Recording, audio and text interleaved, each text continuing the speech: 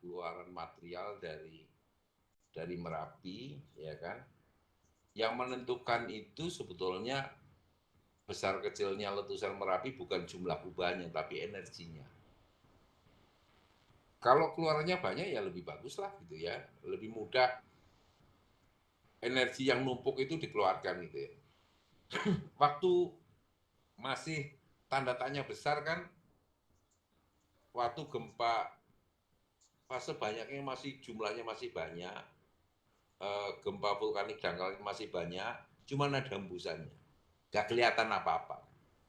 Nah sekarang semua sudah terbuka, kubahnya sudah muncul, gugurannya sudah ada, awan panasnya sesekali terjadi. Jadi artinya apa di situ ya? Artinya Merapi itu gagal atau tidak bisa menyimpan energi yang cukup besar karena sebentar sudah keluar dalam bentuk entah itu awan panas guguran atau guguran yang jumlahnya cukup relatif tinggi dan gempa-gempa fase banyak maupun gempa vulkanik dangkal boleh katakan sangat menurun dibanding sebelum ada api dian gitu ya. Saya kira kondisi ini akan seperti ini terus. Tolong diamati jumlah gugurannya bertambah atau tidak, ya kan? Kemudian kalau seperti ini terus ya nggak masalah. Tetapi kalau tiba-tiba jumlah gugurannya meningkat dan volume yang digugurkan meningkat, ini ada masalah nih. Kemudian juga awan panas gugurannya apakah sedang seperti sekarang ini atau tiba-tiba meningkat jumlahnya maupun jarak jangkaunya atau jauhnya luncuran dan volume material awan panasnya bertambah. Nah ini menjadi masalah. Bertambah banyak jumlah awan panas guguran dan jarak jangkaunya semakin jauh, ini ada masalah pasti di dalamnya. Tetapi kalau tidak, sekarang tambah 2 lagi kubahnya juga nggak masalah gitu ya. Bukan itu kubahnya yang menjadi masalah. Kubah mungkin akan menentukan arah guguran ke arah mana. Memang kemungkinan saya kan banyak ngomongnya. Setelah 2010 Merapi itu agak berubah lah. Karakternya berubah, sifatnya berubah. Nah, entah nyata entah enggak, inilah kenyataan yang ada. Mungkin sekarang dituntut ya, sejak awal saya ngomong, mungkin sekarang ini dituntut yang biasanya Merapi satu bulan lah masih mungkin itu selesai persoalannya, ini mungkin agak lama ya, guguran terus gitu ya. Ya kalau tiba-tiba berhenti tidak ada guguran, berhenti tidak ada awan panas, tetapi gempanya naik, ya kan naik lagi ya, itu suatu masalah baru yang perlu dijawab gitu. Nah sekarang ini kan ya rutinitas seperti itu saja gitu. Jadi bukan jumlah kubahnya, tetapi sekarang energinya bagaimana gitu kan. Kubah itu hanya karena arahnya dominan barat ya tenggara itu nggak kebagian guguran lah sekarang. Itu saja gitu kan. Nah, itu saya kira. Oh nggih, Barana mungkin Mas Kocek pertanyaan lagi Mas Kocek. Silakan. Itu dulu Mas Cahyo, nanti kalau ada pertanyaan lagi saya sampaikan. Nah, maaf ini gangguan. Ya, tadi mungkin kita menggarisbawahi bagaimana keluarga Mas Kojek ya dengan sangat berduka ya. Seperti itu keadaannya. Mungkin yang harus disampaikan kepada masyarakat saat itu bagaimana warningnya gitu kan, apakah statusnya siaga atau awas dan sebagainya. Sebetulnya yang paling mudah itu ada status atau tidak ada status, andaikan kawasan rawan bencana itu tidak ada hunian dan tidak ada aktivitas penduduk, itu nggak masalah gitu kan. Namun sekarang ini kenyataannya kan berbeda. Di daerah-daerah kawasan rawan bencana itu kenyataannya ada aktivitas penduduk dan pemukiman penduduk, aktivitas dan pemukiman penduduk. Tentunya tantangan bagi semua pihak, baik otoritas saintifik mesti kayak BPTKG, kemudian pemerintah daerah dan relawan serta tim SAR-nya itu dituntut lebih ya kan intens memberikan perhatian terutama masyarakat yang berada di kawasan rawan bencana. Ini memang kesulitannya kan di situ sebetulnya. Kalau nggak ada masyarakat di kawasan rawan bencana ya mau gunungnya meletus 7 kali sehari ya nggak masalah. Tetapi tidak seperti itu, ya kan? Kenyataannya gitu ya. Di Indonesia ada sekitar 4 juta masyarakat berada di kawasan rawan bencana itu. Nah, bagaimana sekarang ya kan relawan adalah ujung tombak terdepan dengan tim SAR, ya kan? Kemudian informasi saintifik dan data-data saintifik yang akurat sehingga bisa membimbing masyarakat itu ya kan bisa kapan dia harus menyingkir dan kapan dia harus kembali. Ini idealnya seperti ini. Ya ngomong gampang, jangan ngomong gampang, saya pernah melakoni kok. Kalau saya belum pernah melakoni mungkin hanya teori, saya pernah melakoni itu. Bagaimana masyarakat itu dibuat damai dengan gunung apinya. Tidak mudah gitu ya. Kalau di negara-negara lain mungkin huniannya tidak sepadat di Indonesia. Ini kenyataannya padat, ya kan? Terutama ya Merapi gitu. Nah, masyarakat yang seharusnya yang berpengalaman seperti Mas Kojek itu menjadi aktivis di relawan itu agar bisa memberikan kesaksian nyata ya, apa yang pernah terjadi 94. Itu saya kira. Tanpa ada pengalaman yang pernah terjadi ya agak sulit masyarakat itu membayangkan kondisinya itu seperti apa pada saat terjadi letusan. Dan waktu itu bagaimana warningnya, bagaimana kesiapan masyarakatnya gitu kan. Bagaimana masyarakat memahami tidak ancaman bahaya dan tata cara mengantisipasi itu, paham nggak tentang itu gitu kan. Nah kalau dulunya tidak, tentunya sekarang harus dilakukan ya kan pemahamannya. Saya kira itu dari Freepcom saya kira bisa mengkampanyekan itu dan bisa diajak Mas Kojek itu sebagai bagian dari hidup dan harus menjadi sumber menjadi narasumber ya untuk bagaimana masyarakat bisa hidup berdampingan dengan Merapi. Gitu, Mas.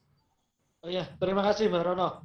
Penjelasan yang sangat luar biasa sekali. Bagaimana kita belajar pada zaman dulu mungkin belum ada status, belum ada early warning system juga. Saya mungkin tidak tahu kesempatannya... apakah waktu itu mungkin Mas Kojek alami nggak? Apakah ada status waktu itu? Apakah sudah harus melakukan sesuatu atau tidak? Dan ini kan tiba-tiba sekali awan panas masuk ke tempat mantenan kalau nggak salah itu, ya kan? Betul, yeah. Nah ini bisa menjadi suatu pelajaran gitu kan untuk perbaikan ke depan. Oke. Begitu. Terima kasih Mbak Rono. Nanti kita akan berbincang lebih lanjut lagi ke Mas Kojeknya, begitu nggih. Untuk itu kita akan menggali lagi untuk informasinya kan lagi kita keterbatasan waktu juga dari teman-teman juga banyak, mungkin dari kita lanjutnya ke Mbak Asrori. Selamat malam Mbak Asrori, monggo kalau ada pertanyaan. Selamat malam kembali Mbak Rono dan Cahyo dan juga Pak siapa ini Mas Kojek yang tangguh. Nuwun sewu Mbak Rono. Ini terkait dengan yang panjenengan sampaikan tadi bahwa masyarakat di daerah Merapi harus waspada dan ekstra waspada dengan gunungnya aktivitas Gunung Merapi. Jika Gunung Merapi itu punya gawi itu kita harus menyesuaikan, harus mau menyingkir gitu. Nah, dan setelah terjadi bencana tersebut itu seperti Mas Kojek ini kembali lagi ke tanah airnya, tumpah darahnya di Turgo sana. Nah, itu kenapa karena memang sudah tumpah darahnya di situ, sudah nyaman di situ. Sementara di situ adalah daerah yang ya kita semua ini. Nuwun sewu, ini pertanyaan saya beranjak dari ketidaktahuan saya sampai yang tahu. Jadi saya tanyakan, adakah kebijakan pemerintah yang mengatur tentang ini? Jadi ada tidak misalnya undang-undang yang tata kehidupan atau istilahnya apa ya, tata kependudukan di daerah rawan bencana? Ada undang-undangnya betul Mbak? Atau nurutin mau lagi kalau ada pertanyaan yang lain kami sampaikan. Saya kira yang menyangkut masalah itu tata ruang ya, Undang-Undang Nomor 26 Tahun 2007 ya, sama lahirnya sama dengan Undang-Undang Penanggulangan Bencana Nomor 24 Tahun 2007. Ya. Bahwa dalam sebetulnya gini lah ya, gampangnya begini. Ruang seperti sekitar Merapi itu ada dua lah biasanya dibaginya. Ada budidaya, untuk bisa budidaya, bisa tempat tinggal, bisa untuk apa? Untuk pertanian, untuk kegiatan ekonomi lainnya. Ada ruang yang memang rawan bencana. Nah, ini yang harus diatur dalam penataan ruang itu. Ya kan? Kalau memang ada tanda kutip terpaksa ya, masyarakat berada di kawasan rawan bencana, tentunya ada suatu pertimbangan penataan ruang itu berbasis risiko bencana. Artinya, apakah daerah rawan bencana ini masyarakatnya dan lingkungannya itu sudah dianalisa enggak tentang risiko bencana? Manakala risiko bencana ini tidak bisa diturunkan lagi, risiko bencana itu tidak bisa nol. Yang bisa dilakukan adalah menurunkan pada suatu tingkat yang minimum optimal. Ya kan? Kalau tidak bisa diturunkan lagi risiko bencananya, saya kira hanya satu, ruang itu menjadi ruang daerah rawan bencana yang besar kemungkinan bisa menjadi kawasan lindung. Namun kalau misalnya ruang itu memang kawasan rawan bencana, tetapi dengan alasan risiko bisa diturunkan dan keputusan politik dari penataan ruang itu bisa digunakan daerah itu menjadi pemukiman dan aktivitas penduduk serta dukungan ekonomi sosial lainnya, ya monggo saja. Tetapi harus ada, ya kan, pertimbangan analisis risiko. Saya tidak bisa menutup mata, ya kan, bahwa daerah bencana, rawan bencana itu memang daerahnya subur, daerah nikmat dan sebagainya. Itu yang kenyataan, sehingga masyarakat ke sana gitu. Tetapi manakala risikonya tidak bisa diturunkan, yang harus dimenangkan itu adalah masyarakatnya. Karena jangan sampai masyarakat ini tercederai, apalagi lebih besar lagi, terancam keselamatannya. Itu nggak bisa. Ya kan? Dan penataan ruang ini sangat penting untuk kelanjutan kehidupan di daerah itu yang tadinya hanya dua, budidaya dan rawan bencana. Rawan bencana yang bisa diturunkan risikonya ya monggo, tetapi semua ada konsekuensinya gitu. Apakah daerah budidaya nggak ada risikonya? Ada tetap, tetapi relatif sangat kecil. Tidak ada risiko yang nol, yang ada adalah bagaimana kita bisa menurunkan. Nah, menurunkan risikonya bagaimana? Kita harus tahu pertama adalah ancaman bahaya. Kedua adalah daerah yang rawan itu sebelah mana. Ketiga adalah bagaimana cara mengantisipasi jika dan hanya jika terjadi suatu ancaman nyata. Nah, di sini harus ada kompromi masyarakat. Oke, kamu tinggal di situ. Tetapi ingat, begitu ada peluit ini, begitu ada status seperti ini, sampean harus begini. tidak ada yang harus berkeberatan karena semua sudah disepakati. Disitulah namanya kapasitas masyarakat untuk merespon terhadap ancaman bahaya. Mereka harus sadar betul bahwa yang kita tinggali adalah daerah rawan bencana. Hanya satu yang bisa ngalah kalau bencana alam, manusianya. Karena alam tidak bisa dikalahkan dengan apapun, dengan ilmu pengetahuan yang sangat hebat pun tidak bisa. Yang harus mengalah adalah orangnya. Itu loh, ya kan? Jadi apakah undang-undang yang ada adalah undang-undang penataan ruang? Dan penataan ruang itu sifatnya politis karena diputuskan di DPRD. Mau tidak mau adalah politis. Nah dalam politik ini tidak ada yang benar, tidak ada yang salah. Adanya ada kompromi. Ya kan? Dan risiko juga kompromi. Risiko itu nggak hitam putih. Oke, masyarakat ada yang tinggal rawan bencana, tetapi mereka itu mudah diatur.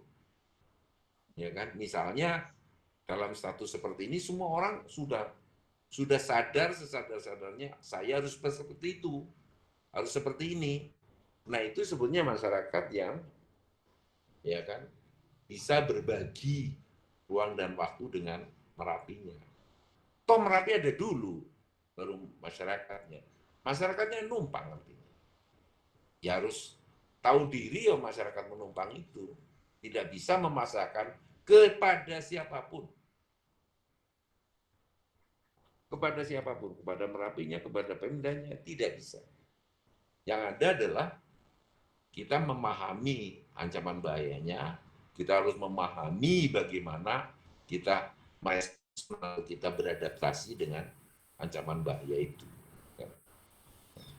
Itu, ya kan? Apakah itu teori saja? Memang betul teori. Karena tata ruang itu bagian dari yang mengatur Bapak Ibu. Boleh dan tidaknya. Tawar-menawar boleh, keinginan boleh, tetapi kepastian alam itu menentukan lain. Boleh Anda kecewa, kami pun kecewa gitu kan. Tapi keselamatan itu adalah hal yang utama. Untuk apa? Ekonomi bisa tumbuh tinggi-tinggi, tetapi tingkat keselamatannya terabaikan, kan percuma gitu kan. Itu loh. Iya. Iya, demikian. Satu penjelasan yang sangat gamblang dan mudah diterima untuk kita semua. Dan menurut saya di sini sekali lagi saya sampaikan, saya tidak mempermasalahkan para penduduk yang tinggal di Merapi. Saya juga tidak memasalahkan itu. Jadi apakah ada aturannya itu, gitu kan? Dan saya juga jujur aja, daerah rawan bencana itu dimanapun itu memang nyaman, enak, subur, ya kan? Kebanyakan seperti itu. Sehingga menarik masyarakat bertempat tinggal di sana. Nah, untuk itu masyarakat sebagai tamunya alam ini harus tahu adat istiadat tamu yang punya rumah gitu loh. Alat yang untuk memahami adalah tata ruang, ya kan? Terus pendidikan, ya kan? Analisis risiko adalah pisau pengupasnya gitu loh. Itu saja. Jadi ini penjelasan yang sangat luar biasa dari Mbah Rono, tentunya bisa menerangkan kita semua. Jadi saya kira untuk Mas Kocek dan juga yang lainnya, mungkin salah satunya perlu memegang early warning system ya. Jika tidak mempunyai perangkat itu, bisa menyimak di channel kami Freeport ya. Insya Allah kami akan terus meningkatkan kualitas penyiaran kami sampai ke lapisan masyarakat yang belum bisa terjangkau sinyal EWS gitu ya. Jadi semoga kami bisa membantu seperti itu. Kita selalu menghubungi bersama Mbah Rono dan juga yang lain. Ya monggo, ini karena Lek Cahyo ada masalah dengan koneksinya, kita kembalikan ke Lek P mungkin gitu. Siap, nggih, Pak, matur nuwun. Monggo mungkin yang lain untuk bila ada pertanyaan yang mau disampaikan Mbah Rono. Demikian Pak Anto atau Mbah Muji atau yang lain, monggo.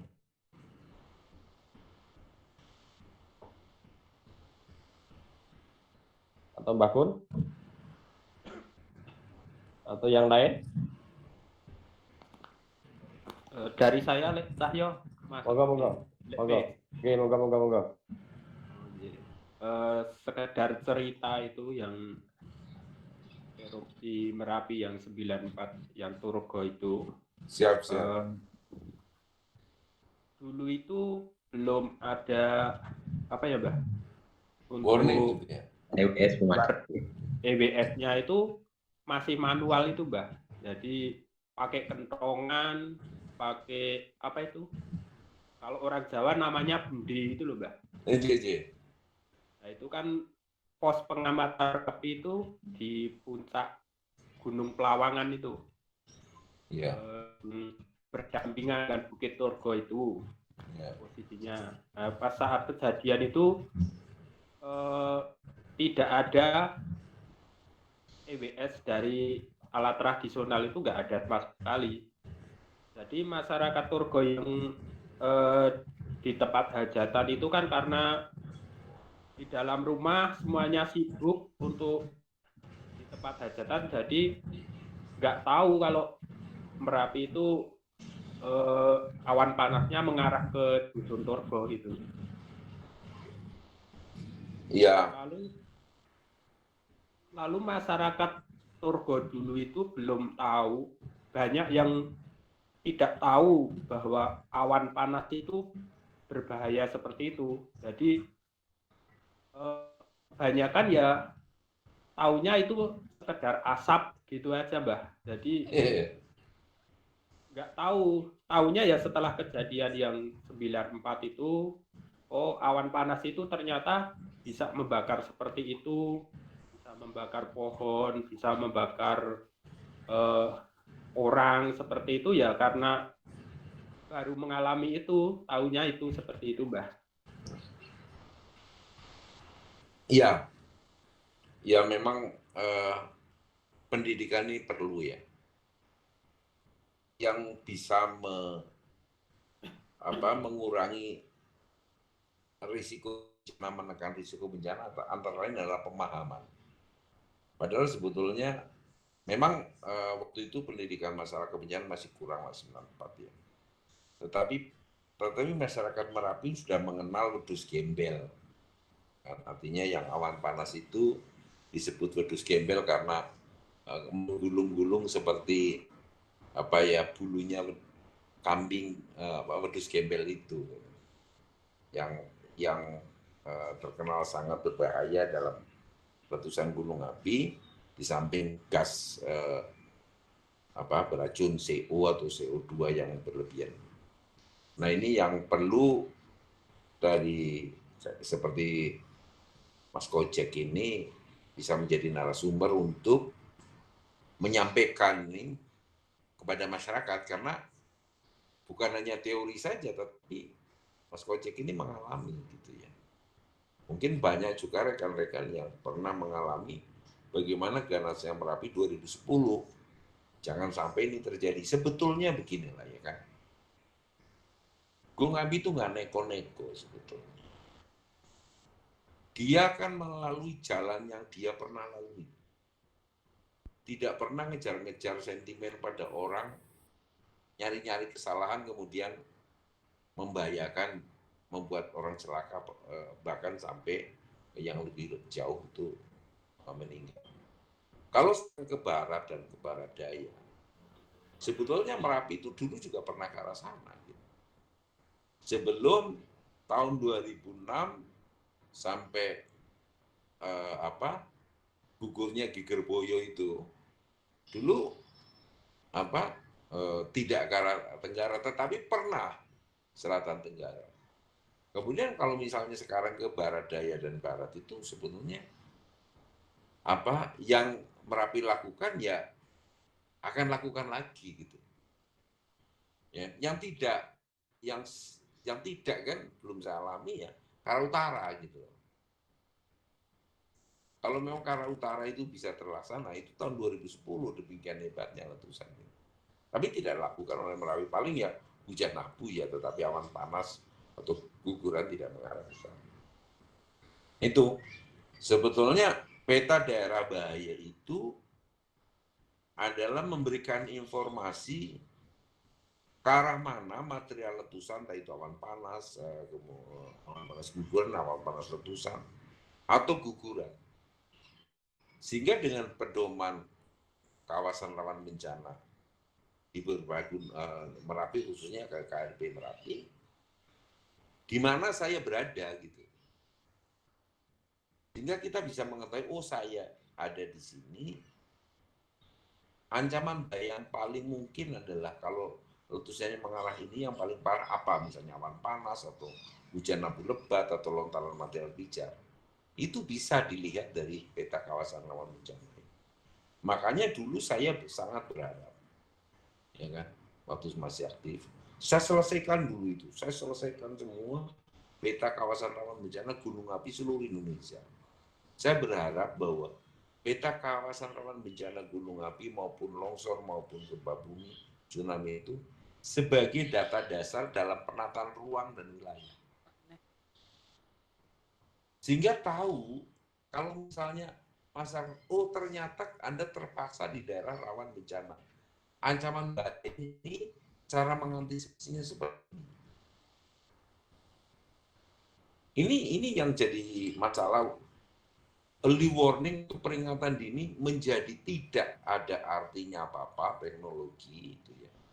Bukan ada teknologi menjadi tidak ada artinya apa-apa manakala masyarakat tidak tahu ancaman bahayanya seperti apa, kemudian cara mengantisipasinya seperti apa. Dari mana tahunya itu? Ya dari pendidikan. Dari pendidikan. Saya dulu berani mengadakan mitigasi bencana tanpa roti dan dasi. Saya berharap masyarakat tahu gitu. Kalau saya sosialisasi di hotel kan datang orang-orang tertentu gitu. Belum tentu masyarakat Merapi ada gitu. Dan subjeknya mitigasi itu masyarakat yang berada di daerah bahaya, di daerah rawan bencana gitu. Atau di luarnya atau di sekitarnya gitu. Ini yang harus betul-betul secara intens, ya kan? Prikom bisa menjembatani, kemudian tukar pikiran dengan rekan-rekan si Mas Koje, kemudian masyarakat yang punya pengalaman tahun 2010 bisa menularkan karena mereka mengalami langsung. Dari pembelajaran itu masyarakat memahami, oh ancamannya seperti ini, jika saya langgar dampaknya seperti ini. Itu. Kalau ditanya saintis ya atau ilmuwan ahli gunung api sehebat apapun, kapan sih kira-kira ini awan panas akan muncul? Ya nggak tahu gitu. Tetapi tanda-tanda ada kubah sering gugur ke arah barat daya dan sebagainya, besar kemungkinan kalau ada awan panas ini dominan ke barat daya daripada mungkin ke tenggara dengan posisi yang sekarang. Ya kan? Ini paling bisa diketahui. Tapi persisnya ini dengan begini awan panasnya kemana, letusannya seperti itu nggak bisa. Sama lah, mungkin ahli prediksi hujan begitu mendung, oke kita sepakat itu tanda-tanda mau hujan. Tapi kalau tanya jam berapa sih hujannya? Berapa besar sih hujannya? Kapan berhenti sih hujannya? Sama nggak ngerti. Tapi kita sepakat bahwa oke, kita itu mendung, kita lihat mendung ada hujan. Kalau yang main di luar cepat masuk, kalau mau pergi bawa payung, kalau hujan bisa dipakai, kalau tidak hujan juga nggak ngerepoti banget. Kalau yang pulang bawa masuk ke rumah, nggak hujan udah di rumah, ya kan? Hujan sudah di rumah gitu loh. Nah, kesiapan ini karena kita mengetahui bahwa alam itu susah dipegang kepastiannya dari ilmu pengetahuan yang ada. Lebih baik siap pada musim hujan, siap payung sebelum hujan tiba. Memang terjadilah masalah kan sebetulnya yang sulit kan karena ada banyak masyarakat tinggal di kawasan rawan bencana, sulit menentukan kapan akan meletus dan berapa besar letusannya, kena atau tidak. Dan masyarakatnya juga enggan untuk meninggalkan, ya kan, daerah-daerah tersebut. Kesulitannya kan di situ. Ya kan? Kesulitannya di situ. Ada faktor yang sulit meninggal. Ya kan, tempat tinggalnya ya faktor sosial, faktor ekonomi dan sebagainya. Jangan kan ngungsi lah, jujur aja, ngungsi di tempat tenda. Saya kadang-kadang nginep di hotel lebih dari 3 hari udah bosan gitu. Padahal lebih enak hotel itu dibanding dengan rumah saya gitu. Itu yang sering terjadi benturan antara kenyataan ada ancaman bahaya dan keinginan masyarakat gitu ya. Nah, ini yang harus dipadukan. Tidak mudah memang. Tidak mudah memang. Tetapi ini harus dilakukan. Karena ini menyangkut masalah keselamatan, bahkan ancaman jiwa kalau masyarakat di daerah rawan bencana. Itu loh. Suruh keluarin semua masyarakat dari kawasan rawan bencana juga bukan solusi gitu loh. Memang gampang. Kalau saya merem aja, solusinya bagaimana? Ya kalau solusi bodoh, yang paling mudah ya udah keluarin aja dari rawan bencana. Apa itu menyelesaikan? Ya satu-satunya diakurkan gitu loh. Memahami masyarakatnya, mari ngakur yang damai dengan Merapinya, itu saja. Iya, luar biasa sekali penjelasan dari Mbak Rono, pasti bisa menenteramkan kita semua. Mungkin Mas Ojek masih ada lagi yang ditanyakan atau mau menyampaikan sesuatu juga? Di SDP satu lagi ya, pertanyaan Mbah Rono. J. Itu kan di aliran sungai yang berhulu di Merapi itu kan ada bangunan dam-dam itu ya, untuk penahan material apa itu lahar hujan. Sabodam. Iya, sabodam itu. Kalau ada awan panas yang mengalir ke hulu sungai itu apa bisa berdampak juga kalau ada sabodamnya itu? Saya berharap gini lah ya kan.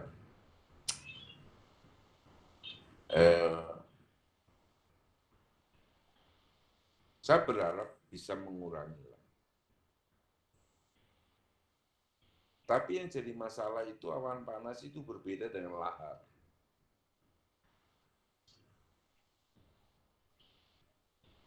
Ini agak sensitif pertanyaan sampean sebetulnya.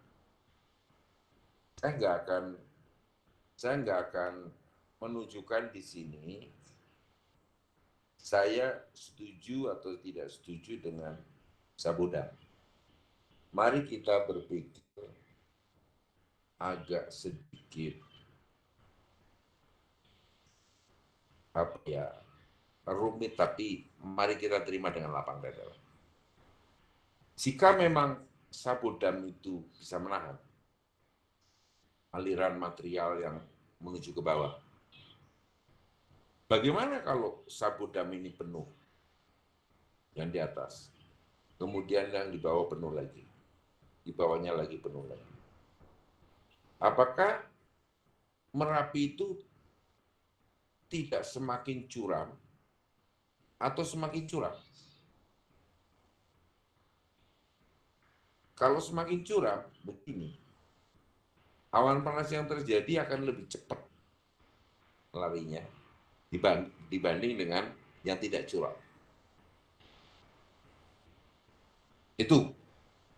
Itu pertanyaan. Saya bertanya, mari kita berpikir bersama jawabannya. Kemudian awan panas yang relatif tidak semengalir seperti lahar hujan. Dia punya sedikit dorongan tekanan. Memang dia akan mengalir mengikuti lembah atau alur sungai.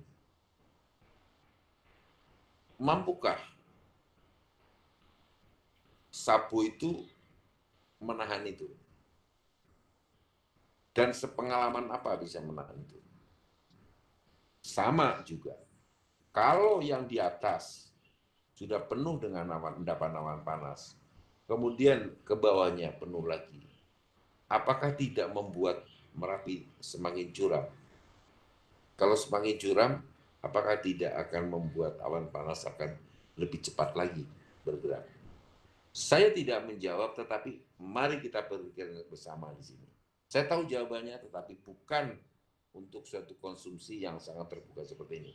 Saya khawatir diinterpretasikan saya suka atau tidak suka dengan adanya Sabodam. Jadi sekarang silakan masyarakat itu menilai dan merasa dari pengalaman yang ada, apakah bermanfaat nggak keberadaan Sabodam itu. Itu saja. Itu nyata gitu loh. Daripada saya menjawab setuju atau tidak setuju itu, saya kira kita kembalikan saja kepada masyarakat di sekitar Merapi, dan pertanyaan itu tadi, apakah ada mengarah ke sana, membuat curam, bisa menahan atau tidak dengan awan panas, apakah tidak membelokkan awan panas dan sebagainya itu, karena ini kan alam ini yang tadinya tidak ada menjadi ada, ya kan? Yang tadinya nggak ada sabu menjadi sabu. Tentunya ada upaya tertentu, ya kan? Karena mengadakan sabu kan bukan hal yang mudah dan murah, gitu kan? Pasti ada maksud tertentu untuk yang lebih baik, ya kan? Nah ini bagaimana manfaat masyarakat di sekitar Sabodam ini, saya serahkan aja ke situ. Saya tidak akan menjawab yang Terima kasih atas penjelasan yang luar biasa. ya. Jadi memang sekarang mudahnya kita katakan ini, kita praktik saja orang berbeda pasang oleh ini daerah kebutuhan kita ada di daerah resiko tinggi awan panas itu kita pakai saja, kita jangan di tempat kita tidak, karena alam akan mencari jalan sendiri apalagi Merapi selalu mencari jalan sendiri untuk membuatkan material yang kodrat alamnya seperti itu, kita sendiri yang harus malas gitu ya.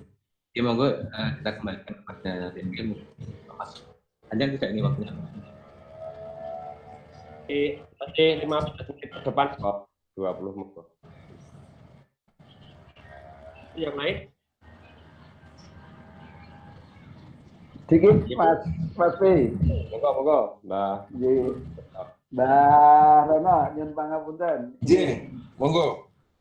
Ini kejadian tahun 2006. Waktu itu saya masih berada di Kali Tengah Lor. Kita nongkrong di sana. Terus warga sudah banyak yang pulang karena statusnya turun saat itu. Namun waktu turun malah kejadian lagi yang mengenai di Kali Adem. Yang kami tanyakan gini Mbak, ini cuma membedakan aja Mbak, waktu itu dari teman-teman relawan itu melihatnya cuma asapnya. Asapnya itu ada yang asap warnanya coklat tebal, ada yang asapnya itu warnanya agak sudah keputih-putihan. Nah dari teman-teman waktu itu, waktu menolong dari warga Kali Tengah Lor, tapi tidak tahu kalau di Kali Adem ada kejadian di Banker itu Mbak. Nah, yang kami lihat cuma arah angin saja. Yang lebih bahaya itu warna coklat tua atau yang sudah keputihan Mbak, atau semuanya tetap berbahaya Mbak untuk asap ini. Sebenarnya kalau awan panas ini kan, ya warnanya apapun juga ya berbahaya, tetapi biasanya itu agak keabu-abuan menjadi coklat gitu ya, karena dia kan membawa material gitu ya, ada gas dan sebagainya, terus kemudian menggerus lereng ya kan, sehingga karena kekuatan awan panas ini bisa bercampur dengan debu. Kalau yang putih sama sekali, ya kan, itu kan bagian atasnya kemungkinan.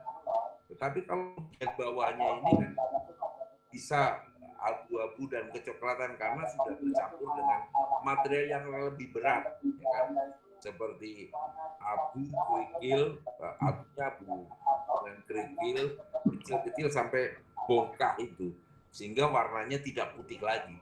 Yang putihnya kemungkinan yang di atasnya, gitu kan. Tetapi kesatuan dari awan panas itu tetap panas.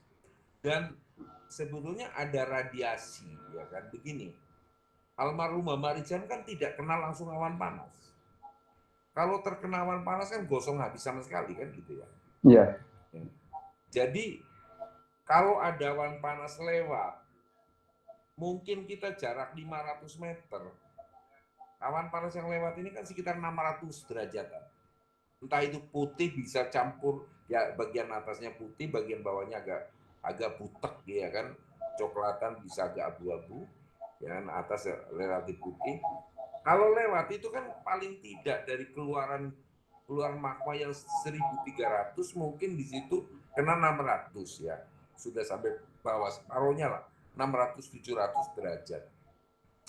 Kalau jarak 500 mungkin kita masih kena uap panasnya. Coba kalau kita ada menyalakan api kan kadang dekat itu kan panas ya, semakin dekat lagi panas lagi, semakin jauh ya kurang panas. Mungkin jarak 500 meter dan di situ ada 700 derajat yang dengan volume besar, anginnya itu membawa temperatur mungkin di atas 200 derajat. Kita bisa bayangkan 100 derajat itu air mendidih. Kalau 200 derajat kan lebih dari mendidih itu. Artinya begitu kita kena uap panas sekitar di atas 100 derajatan, besar kemungkinan tubuh kita tiba-tiba kering. Ini nggak kebakar, tapi uap panas ini. Berbeda. Ya, waktu itu gini Mbah, waktu itu ada teman relawan yang lain kena asapnya, ya itu betul atau salah, saya tidak tahu waktu itu. Cuma saya suruh untuk minum air yang banyak itu Mbah. Ya. Waktu itu loh.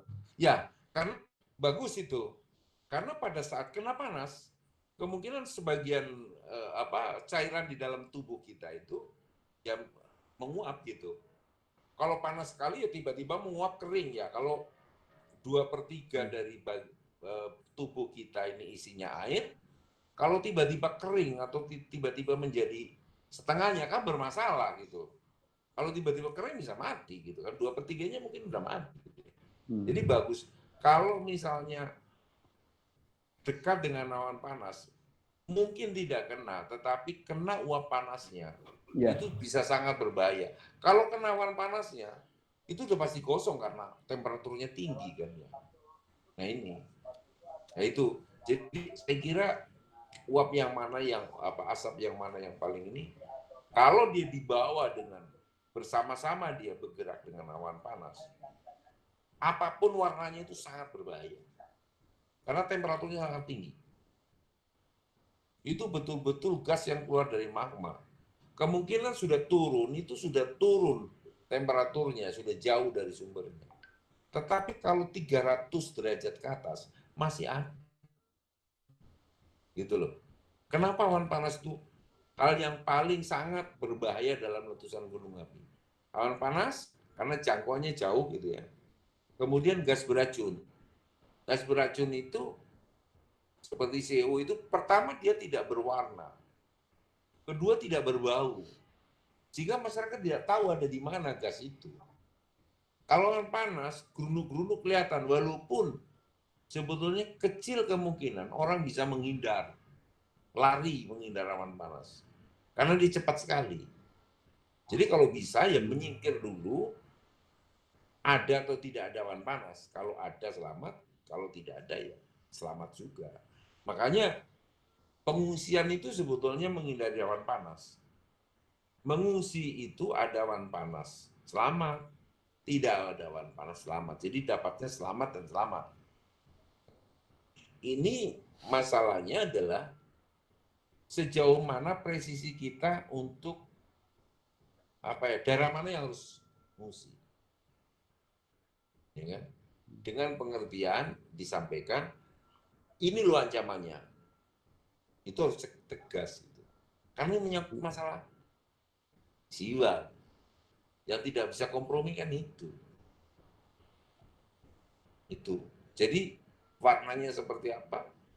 Kalau dia bergerak sama-sama awan panas, sudahlah itu bahayanya sama.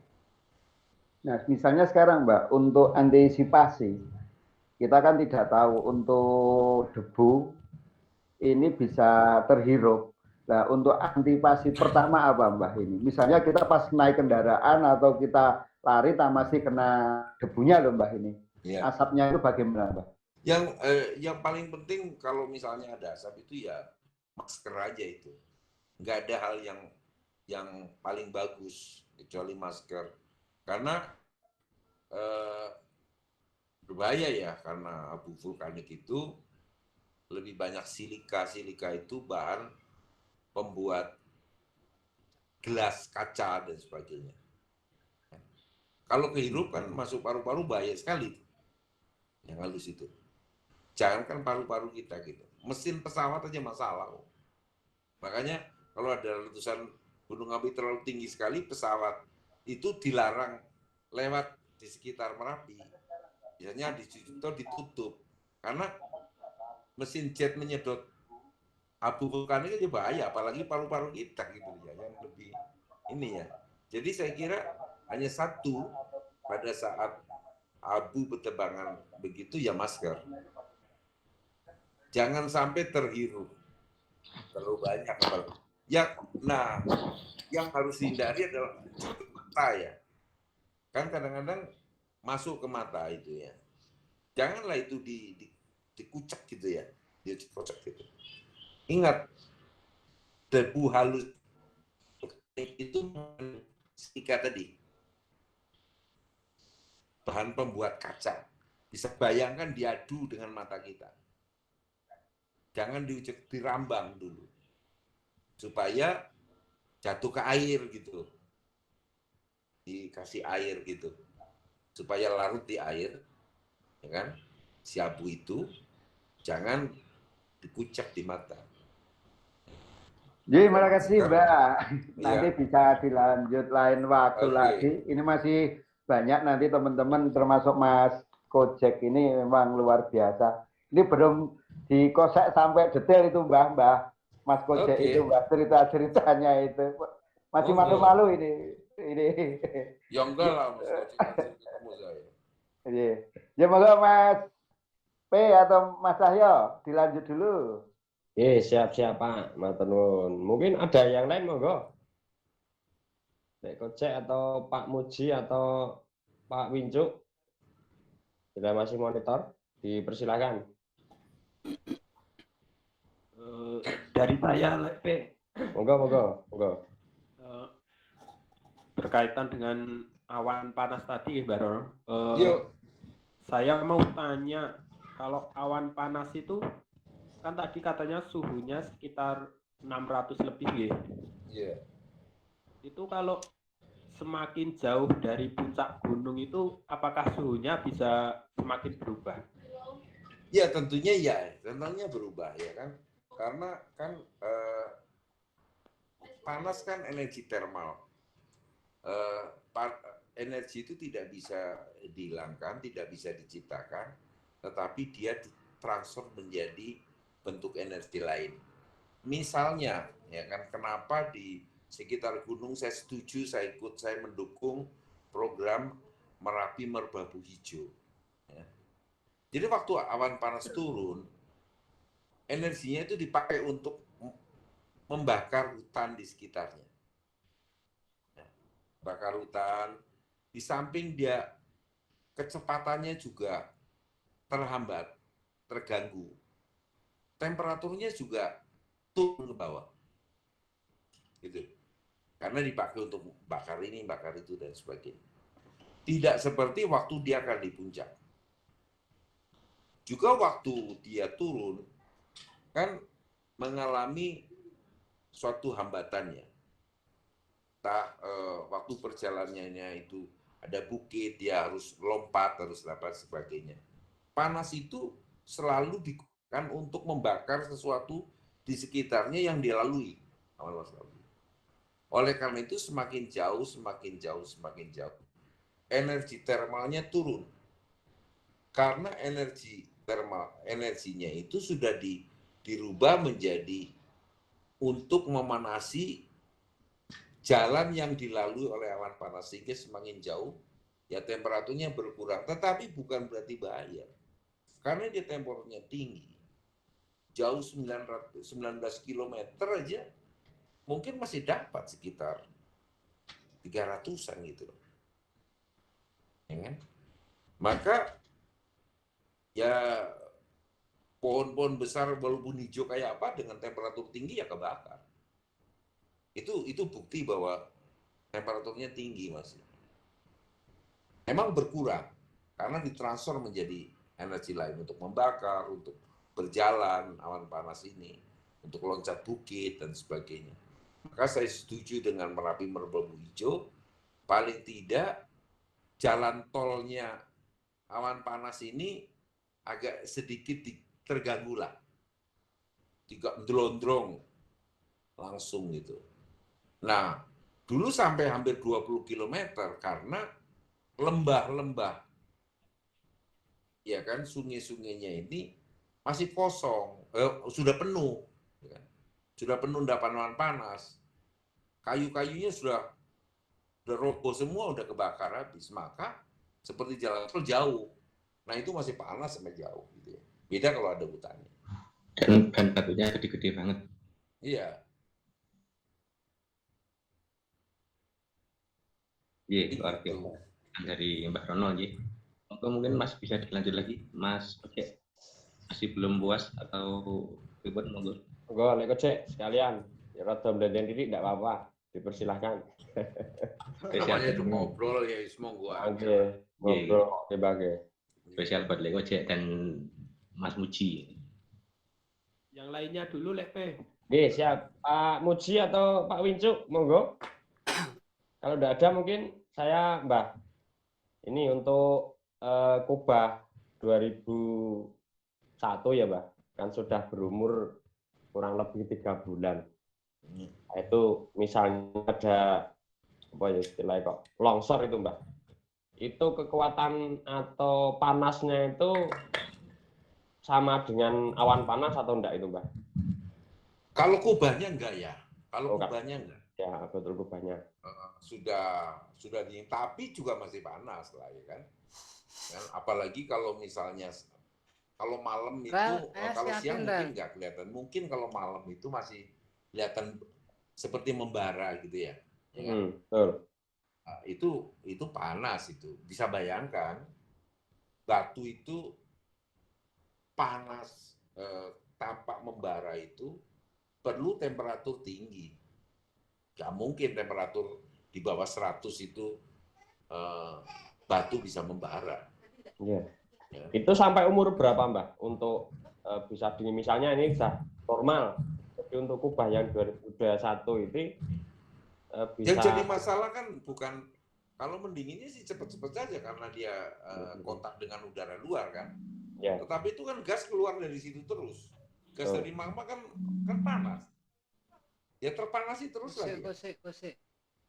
Kecuali yang di luar sama sekali gitu ya. Ya. Tetapi kalau di dalamnya ya masih panas karena gas kan keluar dari yang paling mudah kan keluar dari kubah itu karena ada jalan yang sudah dibuat oleh magmanya gitu.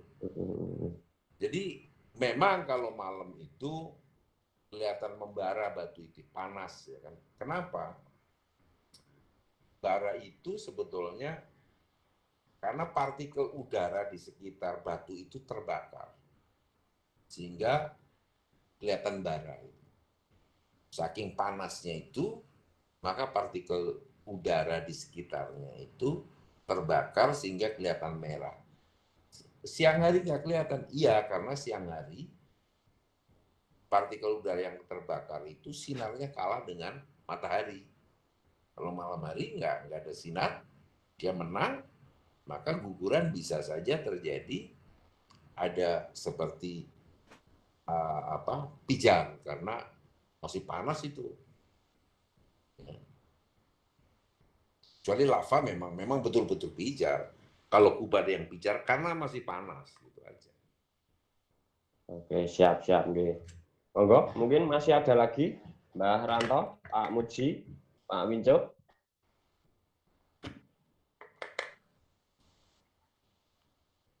Monggo pun jam 10 nanti lain waktu sambung lagi. Oke, siap.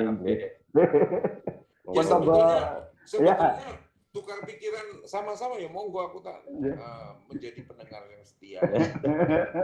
Oke, monggo kalau masih ada gitu. Besok tentunya apa kayak berarti malam Selasa lagi pokoknya Mbah Rono aku ikut terus iki berarti tadi.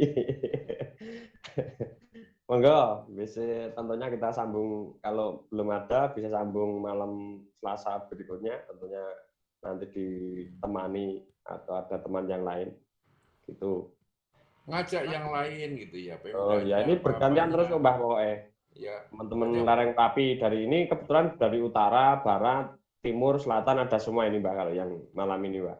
Siap, kalau yang timur dan utara kan wis turu lelet gitu. Tapi aku nganu ya Mbak, malah untuk suara-suara gemuruhnya info yang terdekat dari utara ya, yang sering no, kalau utara deket tapi dengar suara dengar suaranya atau kejatuhan batunya gitu.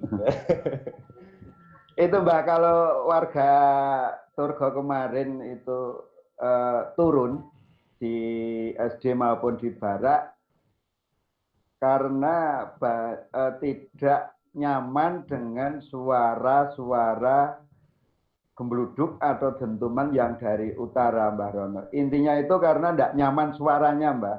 Tentunya tidak akan mengungsi, cuma suara ini yang tidak membuat nyaman, Mbak Rono.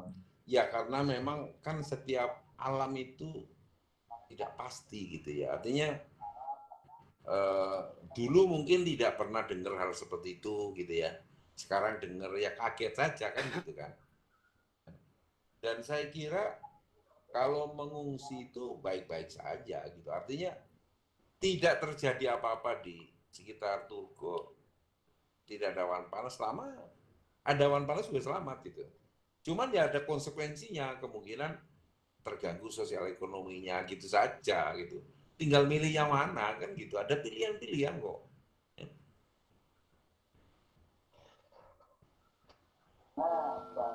Mbak.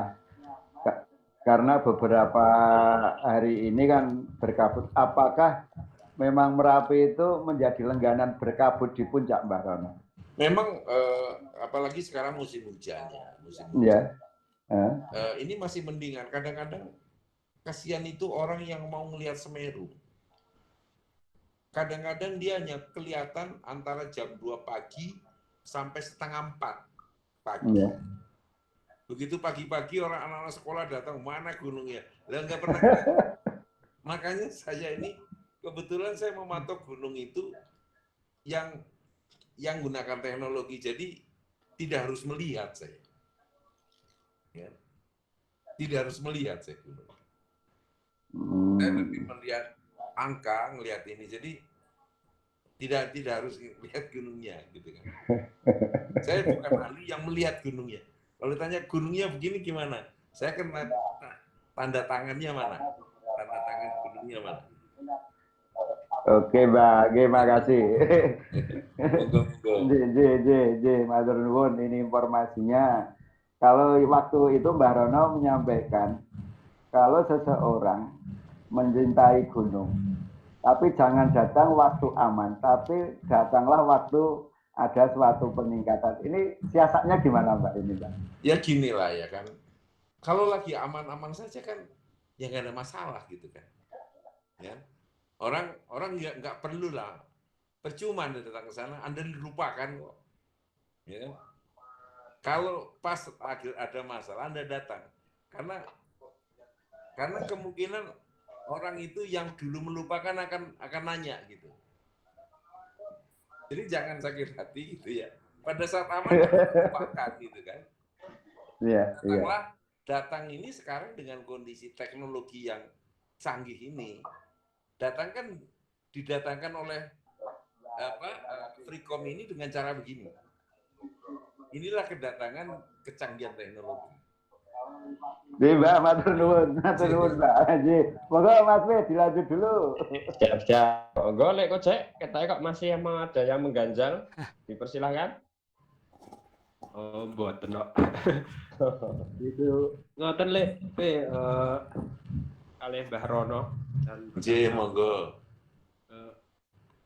Pak Ranto itu sebetulnya pas erupsi 94 itu kan juga termasuk relawan yang mengevakuasi warga yang kena erupsi Merapi itu. Jadi sebetulnya Pak Ranto itu juga tahu lebih banyak tentang erupsi Merapi 94 itu. Sebetulnya Freecom ini ya kan mengundang masyarakat itu dengan narasumber itu ya Ojek, Mas Ranto gitu ya. Saya yang denger gitu. Nanti kalau sudah kewan lakon gitu, aku tak ngomong gitu. Orang itu akan mungkin lebih enak tanya ke Mas Kojek, Mas Ranto gitu, ya kan? Kalau tanya sama saya sebenarnya tanya apa saja nggak masalah, tapi kadang-kadang orang mikir, wah kalau nggak ilmiah nanti diguguyu, nggak gitu. Banyak yang nggak ilmiah tapi memberikan solusi daripada yang ilmiah semua orang nggak mengerti malah menjadi bingung semua kan gitu.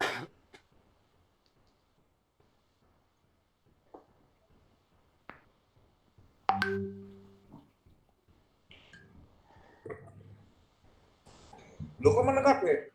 Monggo nek Kojek monggo niku pertanyaan nek Kojek napa niku Mbak? Nek Kojek monggo.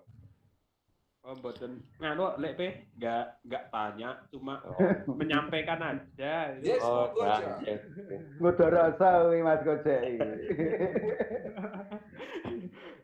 Monggo nanti dengan sistem ini Mas B, dengan Ya. live ini saya Ya. bagus karena kan terbatas ya.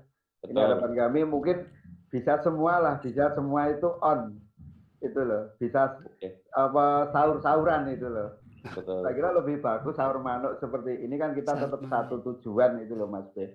Justru itu. Iya, Mbak Rono. Kalau diformalkan duduk metenteng di hotel malah wedi kabeh. Ini kebetulan untuk yang Nah, ayo buka kabeh. capek juga sepi, maksudnya belum ada pertanyaan terkait ini, nunggu Pak Muji atau Bang Winjuk tadi masih monitor enggak ini? Masih beliaunya. Ya. Monggo kalau mau tanya, ini masih ditemani 200 Mbah, 200 yang monitor di live streaming Pianduk Freecom. Okay. Jadi nek saya saya yang tadi saya sampaikan tadi, saya pengen tahu sih bagaimana seperti Mas Winjo, kemudian Mbah Muji, kemudian Pak Ranto saat dulu action atau menerima musibah ini, bagaimana mereka bisa survive kembali. Seperti tadi saya terima dari Mas Kojek, butuh waktu lama. Mungkin berbeda dengan Mas Wawan atau Mbah Muji gitu. Sebenarnya ini memang menarik sekali kajian-kajian seperti ini atau ngobrol seperti ini ya Mbah Rono, ringan gitu, bisa diterima masyarakat gitu. Nah ini, monggo Mas Wawan, kayaknya tadi tuh senyum itu saya kok tadi sempat keluar jadi nggak dengar suaranya Mas Wincu begitu. Monggo disuarakan gitu. Bagaimana survive-nya gitu. Ayo Mas Wawan. Kadang-kadang ini isin deh. Mas Muji, ini aja. Saya tak tanya Mas Muji. Halo, Pak Muji. Pak Muji. Iya, halo. Mas Muji, saya ingin tanya ini. Selama ini kan kita sudah lama berteman, berkeluarga. Waktu naik sampai ke puncak Merapi, paling lama berapa jam Mas Muji? Ya, ini ya. Misalnya dari Sela sampai ke pinggir kawah itu berapa jam kalau Mas Muji? Ya, kalau lagi fit ya, ini kan awal-awal ya, dari tahun 2012, akhir 2019 sampai 2013, dan kebetulan waktu itu ya dikenalkan sama Mbah Rono itu kan juga karena naik turun Merapi gitu. Dan kebetulan ada liputan Kompas dan Mbah Rono nyambangi gitu loh.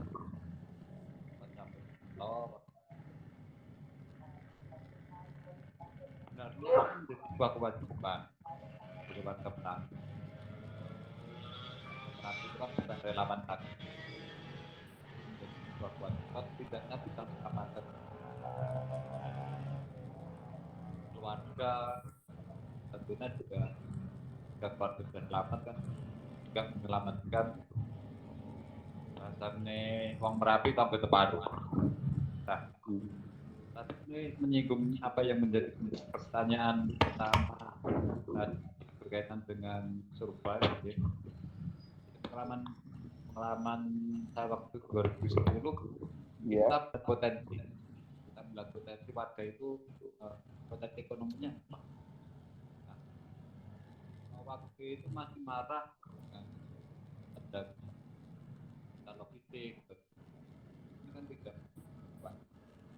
Nah, salah satunya ketika warga pulang dari salah satu hiburan warga itu kan petani itu kan mereka bertani kembali ke ladang.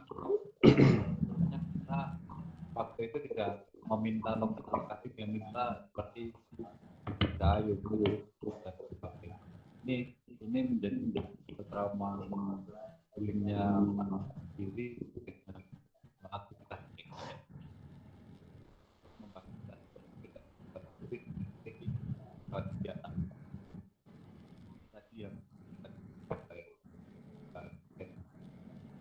Merapi yang 2000 kita tadi bahas tato ya naik turun Merapi. Yone itu kan standarnya kan 3 jam ya. Jadi rumah jam kawah Merapi itu kan standarnya. Kalau kurang dari itu kan mungkin karena pelat konsentrasi 4 habis kita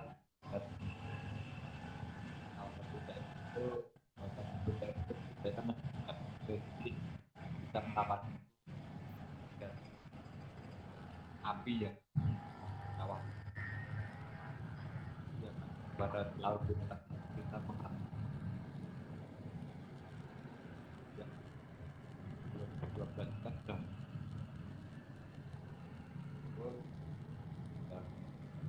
itu menjadi konsentrasi terus ya kembangan yang kita saat itu naik turun Merapi dan untuk upaya mitigasinya bagi keluarga ini yang mungkin seluruh Barcelona karena waktu 2017 apa dapat nggak ada keputusan terus ada pedati banyak kawasan nah itu kan waktu itu statusnya kan masih normal karena tiba-tiba keputusan kreatif dengan situasi yang seperti yang tadi menyambung apa yang pertanyaan tadi sebenarnya apa yang harus dilakukan pemerintah? Terus ngene Pak Muji kok mboten jelas. Sudah jelas? Putus-putus. Putus-putus Pak D, nggih jenengan. Bibnya terlalu dekat jadi merotek. Nggih.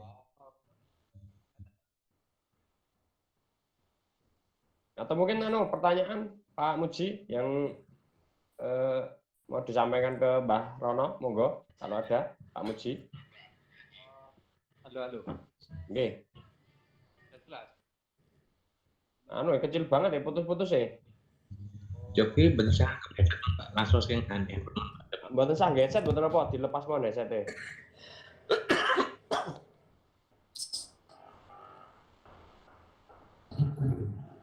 Nanti jelas nih kok. Nah, jelas melan. Oh, oke. Ya, malah jelas. Oh iya. Nah, respon. Makanya Oke. buat ngendikan di mood mawon. Oke. Ya. Gini Mbak Rono, menyambung apa yang menjadi pertanyaan saya di awal. Jadi sebenarnya di situasi seperti ini apa sih yang harus menjadi tanggung jawab bersama antara pemerintah, warga Merapi dan tentunya BPTK ini dalam upaya mitigasinya. Ya, dalam upaya mitigasinya di saat-saat seperti ini apakah masih perlu ya? Ataukah karena ini saya melihat dari beberapa sisi baik di khususnya di sisi utara itu entah sudah pada jenuh ataupun karena sudah lama sudah jarang yang memperhatikan terkait dengan aktivitas Merapi saat ini, atau mungkin karena dari sisi ancamannya kemungkinan kecil, tapi melihat kubah lava 48 yang saat ini sangat berubah karena belum guguran. Tentunya suara guguran tadi yang sudah disampaikan. Nah itu yang menjadi penting, Mbak, karena sampai nanti mengabaikan apa yang tengkan nggih, ngenteke wah iki lor ya rada ringan zamannya. Apakah kubah lava yang ada di tengah kota itu juga bisa mempengaruhi terkait dengan dinding kawah yang ada di sekitar Mbak Rono? Oke, sebetulnya seperti inilah ya. Itu yang saya sebut dulu waktu saya masih aktif itu golden time. Kadang kalau memberikan warning terlalu cepat untuk mengungsikan, gunungnya tidak meletus, masyarakat bosen. Tingkat kepercayaan masyarakat kepada otoritas saintifik maupun pemerintah daerah menjadi berkurang. Ini masalah. Mereka curi-curi, pas kebetulan terjadi, pas dia lagi curi-curi pulang, akhirnya kena. Terlalu pendek, juga masyarakat belum sempat diungsikan itu, sudah kesusul letusan, itu juga berbahaya. Yang pas seperti apa? Itu memang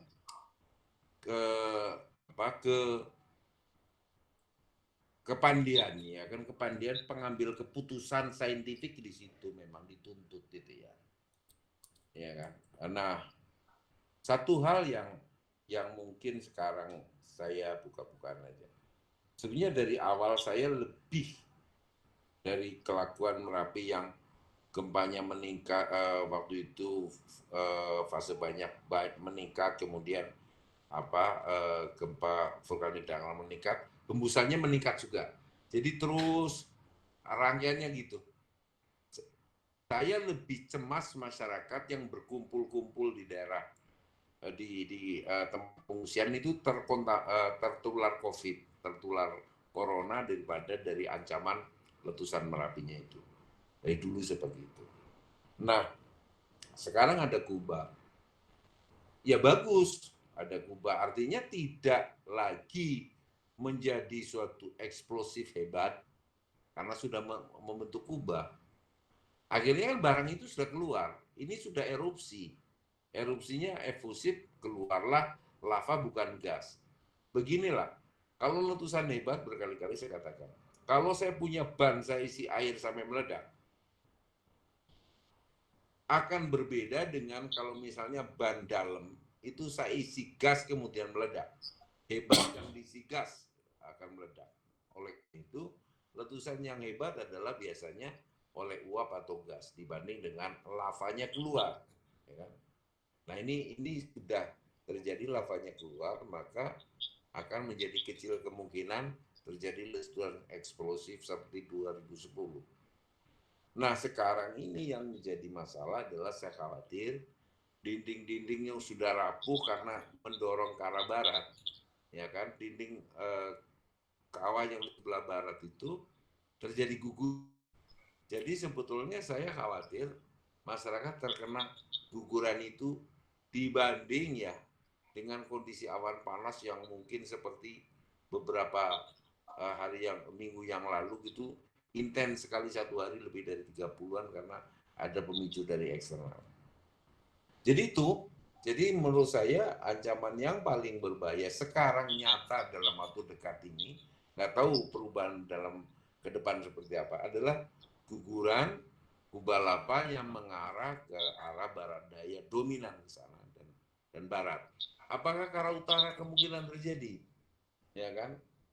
Kayaknya kok kecil kemungkinan. Kalau memang akan bermasalah, ya kan? Bermasalahnya itu adalah yang dulu 2010 cukup besar. Toh utara tetap saja tidak terganggu gitu loh. Terlalu kuat, ya kan? Ada namanya dinding Merapi Purba yang ke arah utara. Saya tidak tahu ya, apakah periode ini berani atau kuat Merapi membobol dinding Merapi Purba yang ke arah utara. Ya kan? 2010 saja tidak mampu. Gitu. Kalau sekarang mampu tentunya suatu hal yang hebat gitu ya. Jadi saya kira barat daya ini sekarang menjadi dominan.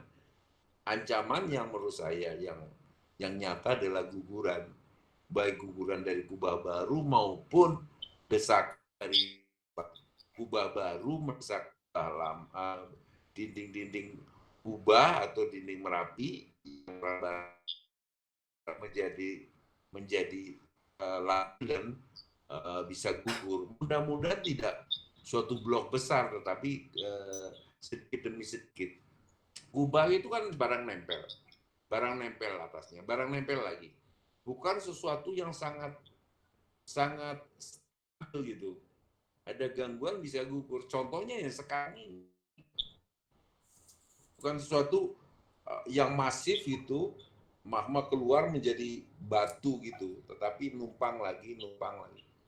Jadi mungkin kubah yang lama ditutup dengan kubah yang baru. Artinya apa? Di situ ada sesuatu yang tidak stabil gitu. Saya khawatir desakan kubah lava ini kalau dia tidak gugur, semakin lama semakin besar, justru akan mendesak ke arah barat daya. Saya khawatir dinding sebelah barat daya terganggu. Itu saja. Itu yang paling signifikan ancamannya. Tuh, Muji. Terima kasih. Mungkin ada lagi? Terakhir, Lek P. Oke, monggo nek mboten dimut Pak Muji untuk tanda mic-nya biar enggak feedback. Monggo, Pak. Oke. Untuk saya pertanyaan untuk Mbah Rono. Faktor cuaca apa ini terkait guguran atau lahar hujan ini? Cuaca semacam apa yang memungkinkan terjadi bahaya seperti dulu lahar hujan di Kali Putih itu yang menggerus ke penduduk itu, Mbah Rono? Intensitas seperti apa? Ngaten. Sulit ya ukurannya sekarang. Biasanya dulu kalau ada akhir dari suatu letusan, biasanya ada pemetaan dari teman-teman. Namanya pemetaan endapan letusan. Jadi ketebalan material letusan itu dipetakan. Sehingga kita tahu betul material yang dikeluarkan itu berapa juta meter kubik. Dan daerah mana saja yang berpotensi paling cepat menjadi lahar hujan. Ini yang harus diketahui, ya kan? Sebetulnya hujan sedikit juga nggak apa-apa, asal materialnya itu memang mudah terbawa. Yang jadi masalah ini kan begitu materialnya ke bawah, ya kan? Karena dia endapan karat halus dan campur-campur itu, dia akan menggerus jalan yang dia lalui. Jadi dia menggerus dan membawa temannya. Nah sekarang endapan itu seberapa banyak di jalur hujan kan bisa ditentukan sebetulnya. Dia melalui alur lembah atau sungai yang dulu di Merapi, ya kan? Nah kalau misalnya dibuat Sabo, saya tidak tahu apakah Sabo itu bisa menampung atau dia membuat memecah sehingga bercabang, itu saya tidak tahu, ya kan? Di mana dia beradanya Sabo saya tidak tahu, sungguh saya tidak tahu. Jadi sebetulnya berapa intensitas curah hujan, sekarang berapa, ya kan, material yang sudah ditemukan. memang perlu penggelontor hujan. Tapi kan ini material baru kan material lepas. Gampang dia terbawa hujan gitu kan. Waktu dia terbawa itu, triggernya sedikit, tetapi waktu turun dia bawa temennya. Itu yang jadi masalah. Nah, seberapa banyak di alur itu? Biasanya dipetakan, oh endapannya di sini sekian, sekian, sehingga di masing-masing alur itu, alur lembah itu, oh segini loh, sekian juta meter kubik, atau keseluruhan sekian juta meter kubik. Sehingga yang turun dan belum turun bisa diperkirakan. Karena kan belum, saya kira belum ada perkiraan itu kan. Dan abu vulkaniknya juga saya kira belum banyak ya. Belum banyak. Biasanya abu pertama dia akan mudah tertransportasi, dan ingat abu bercampur air ini abu vulkanik ya. Dia punya berat jenis yang lumayan tinggi. Sehingga kalau dia berjalan itu seperti atom semen ya kan, dengan air dia bisa membawa, kalau volumenya banyak bahkan batu gede pun bisa ngapung dia. Ya. Air biasa kan lewat ya ada batu ya aja gitu batunya. Tetapi kalau air sudah bercampur dengan material vulkanik yang berat jenisnya besar, dia bisa mendorong dan bisa membawa material-material yang lain. Itu yang berbahaya. Dan berapa besar endapan, berapa volumenya endapan yang sekarang ini, ya kan? Dan saya kira hujan yang lebat lah, ukuran awam saja, hujan lebat di puncak berlangsung lama sudah berbahaya. Kalau endapannya sudah cukup banyak, ya kan?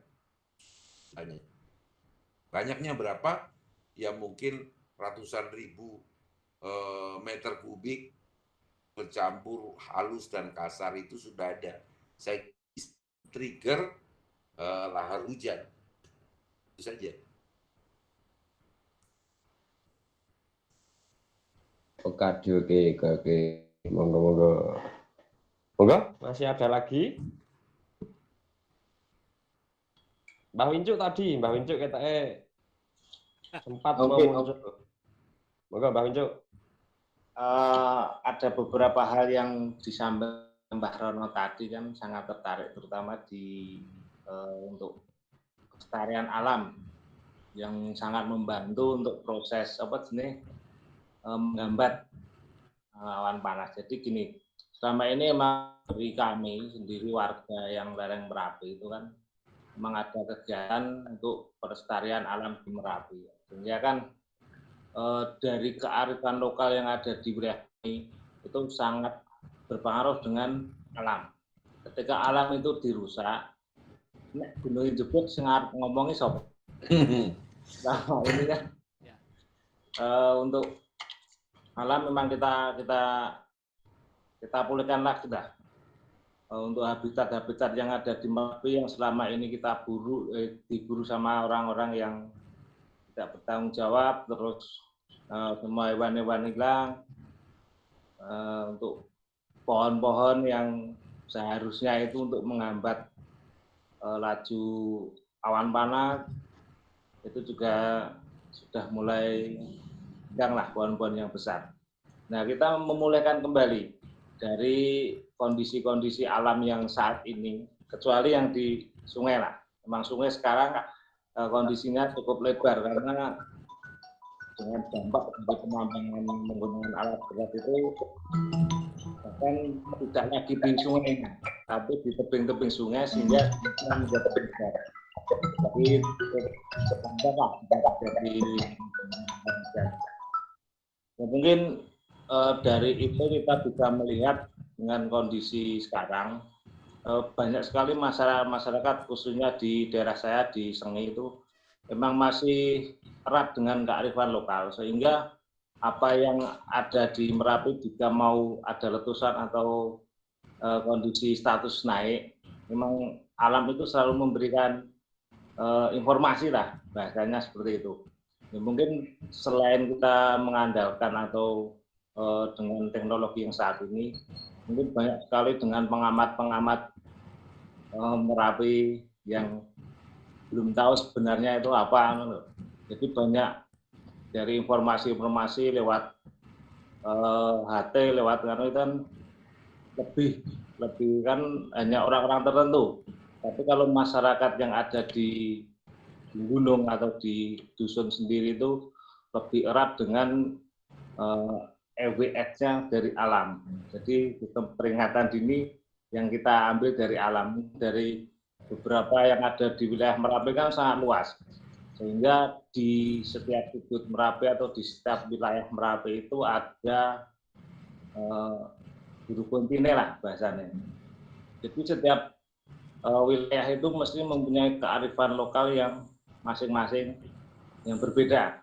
Mungkin daerah Sengi, daerah Rogolele, mungkin daerah tempat Lek Muji, Mas Kocek sendiri juga berbeda-beda. Nah dari situ kita saling dengan adanya grup atau dengan teknologi yang saat ini kita bisa menginformasikan, oh ternyata di tempatnya Mas sudah terdengar suara kidang. Nah, suara kidang itu juga sebagai kearifan atau tanda-tanda jika terjadi sesuatu tentang di Merapi.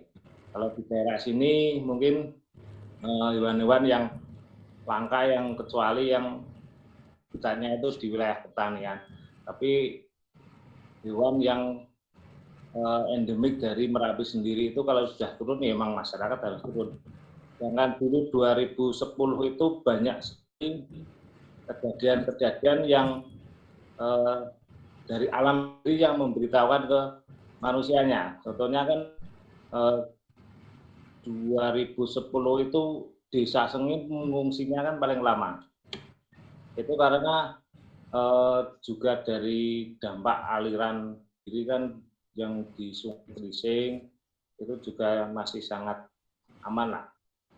Tapi dengan kondisi 2010 banyak pohon-pohon yang tumbang karena terlalu berat membawa beban abu.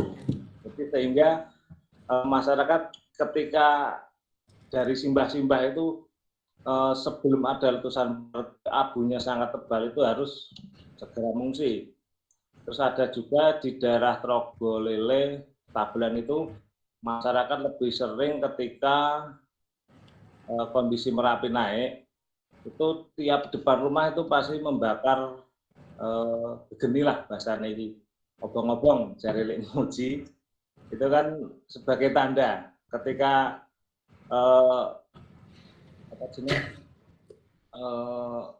malam hari dan itu membakar kayak geni bakar kayu atau bambu itu di depan rumah itu sebagai tanda jika terjadi ada letusan itu bisa melihat arah angin kemana. Jadi memang saya beberapa kali sering ketemu dengan warga yang di lereng Merapi, ya takon-takon lah dari kearifan lokal yang ada di setiap dusun atau setiap desa yang di lereng Merapi itu seperti apa. Jadi kita bisa belajar tentang kearifan lokal di Merapi. Mungkin bagi saya untuk kearifan lokal itu termasuk sistem peringatan dini yang lebih cihwi lah, lebih valid. Jadi mungkin bagaimana jika kita menggabungkan kearifan lokal dengan teknologi agar masyarakat lebih aman. Karena kearifan lokal sendiri adalah menyelamatkan masyarakat. Mungkin itu bahasanya mungkin ada pengalaman tentang kearifan lokal yang ada di Merapi. Kalau saya begini ya, selalu saya menyampaikan kepada teman-teman waktu saya masih aktif, kepada anak buah saya, karena saya komandan. Jangan pernah sombong dengan ilmu pengetahuan Anda. Yang harus Anda lakukan adalah respect kepada kearifan lokal. Karena bila Anda berseberangan atau mengabaikan atau tidak mempedulikan kearifan lokal, apapun yang saudara lakukan itu gagal, sudah pasti berhasil kebetulan.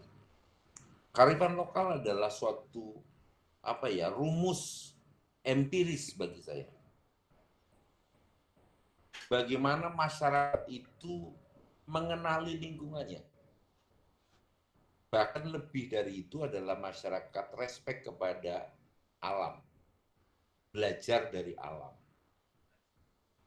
Yang paling mengerti tentang tuan rumah kan tamunya yang sudah lama ada di situ. Jadi orang yang paling tahu tentang Merapi ya masyarakat di Merapi. Ya kan? Saya dulu 2010 saya sebenarnya lebih banyak mendengar dari para pengamat, mantan pengamat dan sebagainya. Kemudian beliau-beliau ini yang pengalaman itu menyampaikan kepada saya, Pak, nanti saja putuskan awas pada saat sudah ada api diam. Tetapi inilah yang saya gabungkan dengan kearifan lokal. Kondisi keteknikan, keilmuan tidak seperti itu. Dari api diam saya tahu ada syarat ilmiahnya seperti ini. Nah, ini pengalaman.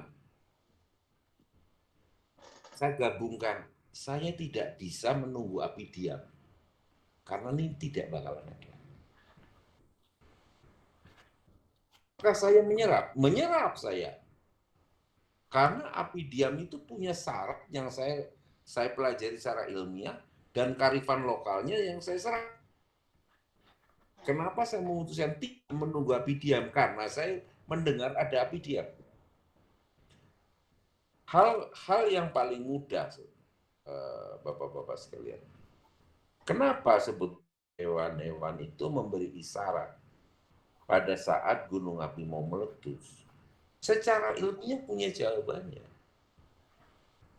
Karena waktu gunung mempunyai tekanan yang sangat tinggi, itu batu-batu di dalam tubuhnya itu mengalami tekanan yang sangat tinggi sehingga mengeluarkan bising, mengeluarkan suara dengan frekuensi yang sangat tinggi yang manusia itu tidak bisa mendengar lagi. Bayi bisa mendengar karena dia masih belajar dulu waktu masih di dalam perut ibu. Yang hewan-hewan inilah yang dengar. Maka pada saat gunung api akan meletus, itu benar masyarakat memegang itu hewan-hewan pada turun. Jadi hewan-hewan itu menyingkir dari sumber kebisingan itu. Bukan karena kekurangan airnya masih ada saja. Tidak ada perubahan itu. Itu benar secara ilmiah gitu. Dan saya percaya bisalah dicari jawabannya kenapa ada api. Itu betul angin. Bisa juga dipakai kalau malam hari ada lampu, ada penerangan. Orang itu mau mengungsi arahnya tahu. Oh ini rumahnya si A. Kalau ke sana itu arahnya selatan. Berarti saya menjauh Merapi dan sebagainya. Bahwa kearifan lokal itu adalah petunjuk yang sangat baku, ya kan, dan tidak bisa diabaikan dalam sistem meditasi. Karena yang paling tahu sejarah letusan gunung api itu adalah orang yang ada di situ. Maka sebetulnya saya keliling waktu itu mendengarkan orang yang tua di situ, saya dengarkan, saya punya jawaban ilmiah, saya punya. Jadi saya untuk meyakinkan saya mengambil keputusan, saya harus mendengarkan dari semua kearifan lokal, rumus empiris, rumus ada semua. Ya kan? Begitu saya putuskan, radius yang saya pakai pun berdasarkan apa yang saya dengarkan dari masyarakat itu. Jadi sekali lagi bahwa tanda-tanda alam itu selalu ada. Manakala orang itu mau di terhadap alamnya. Orang bapak saya saja, almarhum, Kalau kututnya itu diem aja, ini mau hujan deres. Gitu. Karena dia mencintai burungnya dan alamnya. Gitu loh. Mencintai burung dan alamnya. Saya pernah punya, saya waktu di Bandung ada anjing. Tiba-tiba anjing saya keluar. Gonggong, keluar semuanya. Ada apa? Nggak lama kemudian ada gempa. Tahu, hewan itu sensitif terhadap noise alam yang frekuensi tinggi, di mana kita tidak lagi peka terhadap frekuensi tinggi. Ya kan? Dulu saya dikasih tahu ibu saya, kalau ada maling malam-malam hari, bayi nggak bisa tidur. Bukan malingnya sakti, tapi maling di luar, di rubung nyamuk. Di rubung nyamuk ada namanya kelelawar predator, kelelawar yang memakan hewan. Ada kelelawar yang menyerbu bunga. Dia memakan nyamuk yang ngerubung maling itu. Tapi kelelawar kan waktu mau nangkap nyamuk kan yang ditembakkan kan frekuensi tinggi. Untuk mengetahui sasarannya dari mana. Akhirnya tembakan-tembakan ini mengarah nggak keluar kan. Si bayi ini terganggu, maka dia tidak bisa tidur. Gitu loh. Jadi saya percaya, bahkan dulu waktu saya ngerumat dulu tahun 2007 sampai 2004, cerita orang di sana itu waktu tahun 2000, waktu tahun 1900 berapa gitu, itu ular besar pada turun. Iya dulu masih banyak ularnya, sekarang ular kecil aja udah diambil orang, dijual.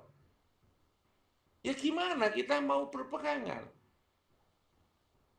Ya kan? Makanya saya mendukung Merapi Merbabu hijau, biarlah ada hewan, dia yang tahu andaikan ada kegagalan teknologi, hewan-hewan ini yang peka terhadap dia akan memberitahu kita lebih dulu. Itu loh.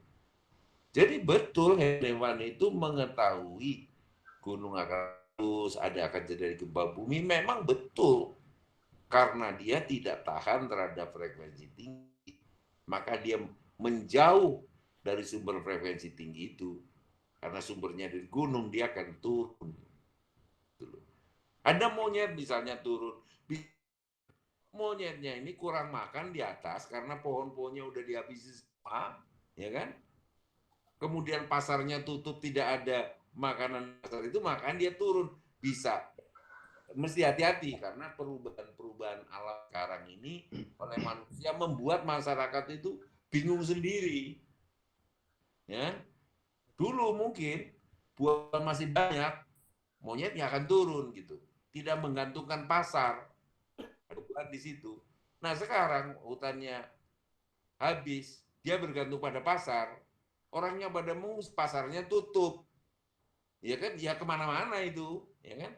Harus dilihat juga kondisinya, karena ada perubahan yang dibuat oleh manusia sendiri. Sebetulnya saya setuju lah dengan kearifan lokal, tetapi juga kembalikan alam kepada yang sebenarnya, agar supaya alam itu juga mengajari kepada kita untuk menjaga diri kita.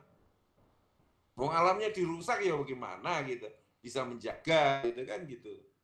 Ya kembalikan alamnya supaya hewan itu tumbuh hidup kembali, jangan diganggu, maka dia akan memberitahu kita lah, ya kan?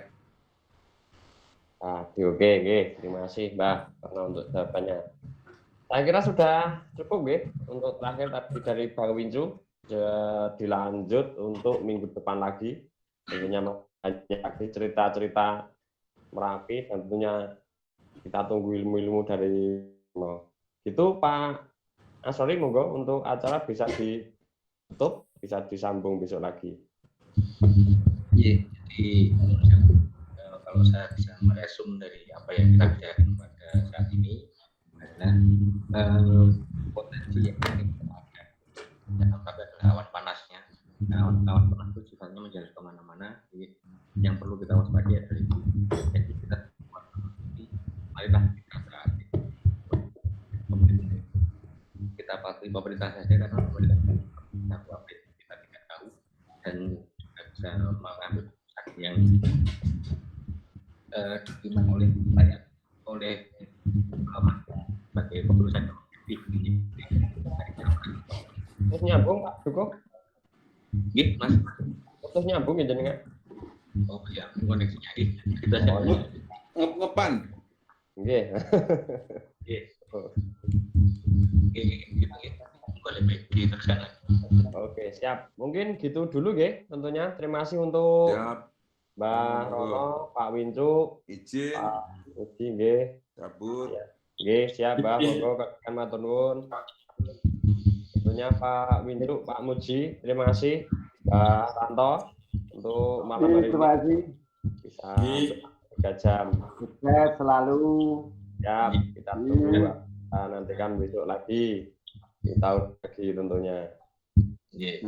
Terima kasih juga untuk Master Control kita yang ada di monitor Master Control Di belakang layar sama Bang Yan Suma yang backup 2 live streaming kita, yang satu berserta gunung dan yang satu khusus untuk isi. Mbak Ranto, Pak Muji, Pak Mas Edipun, kemudian Mas tadi Pak Wancuk, ini Pak Pawan yang menurut saya Pak Wancuk, ini Pak Bayan itu, Pak Bayan, dan juga ini ada teman-teman banyak nih, ada Mas Kojek juga, Mas Pawan Herman Sulistyo.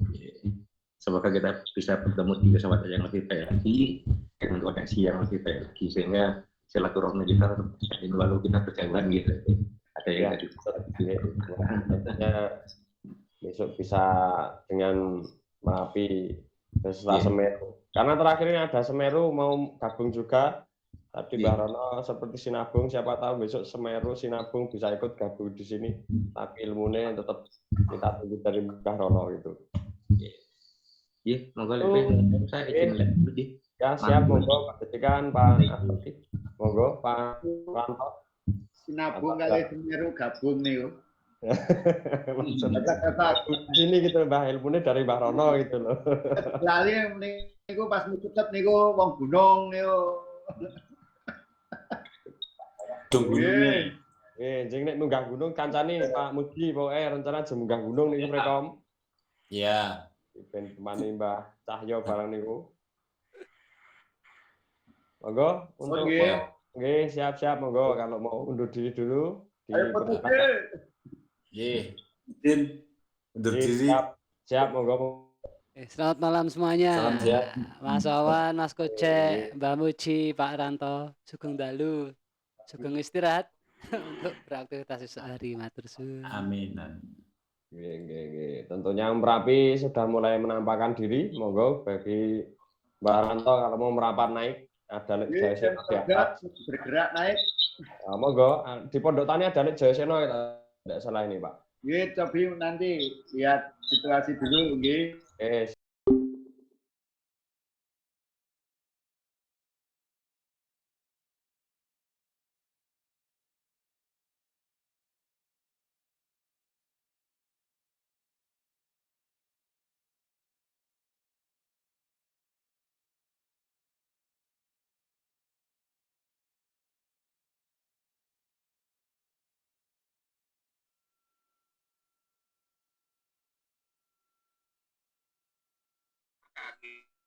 Gitu kan. Semua datang ini sekarang dengan kondisi teknologi yang canggih ini, datang kan didatangkan oleh apa? Dapatnya di sini sekian, sehingga di sekarang nempel lagi. Bukan sesuatu yang sangat stabil gitu. Ada gangguan bisa gugur. Contohnya yang sekarang ini bukan sesuatu yang masif itu, magma keluar menjadi batu gitu, tetapi numpang lagi. Jadi mungkin kubah yang lama ditutup dengan kubah yang baru. Artinya apa? Di situ ada sesuatu yang tidak tidak stabil. Saya khawatir desakan-desakan